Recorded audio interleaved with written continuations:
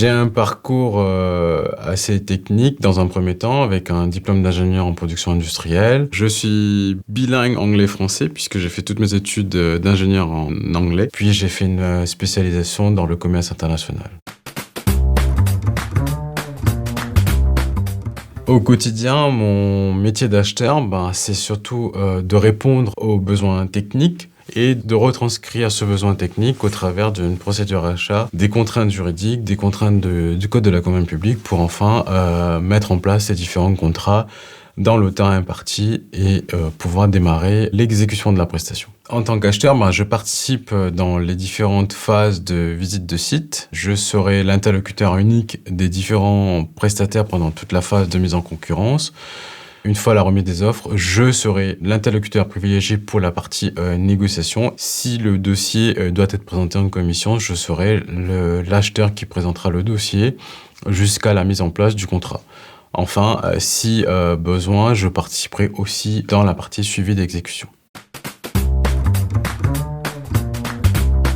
En faisant mes études en commerce international, le stage d'étudiant m'a amené à intégrer le service achat d'Airbus à l'époque. Et c'est à ce moment-là où j'ai compris que l'acheteur, aujourd'hui, a une double casquette. C'est quelqu'un qui a une double compétence, tant sur la partie technique, mais aussi bien sur la partie achat. Et c'est ce côté mix des deux fonctions, des deux compétences qui m'intéresse. Le portefeuille d'achat, il est quand même assez important. Je m'occupe pour la partie travaux de l'achat, des marchés de travaux pour la construction des ouvrages de stockage, aussi bien des prestations techniques telles que la maintenance industrielle.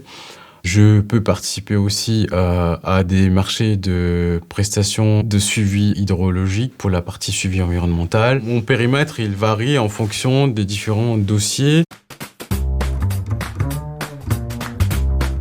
Il faut avoir des compétences, notamment techniques et surtout avoir un bon relationnel, pouvoir être à l'écoute et quelqu'un qui est très organisé dans sa fonction, mais c'est surtout avoir la tête sur les épaules et pouvoir prendre du recul par rapport aux différentes problématiques qui se présentent à lui.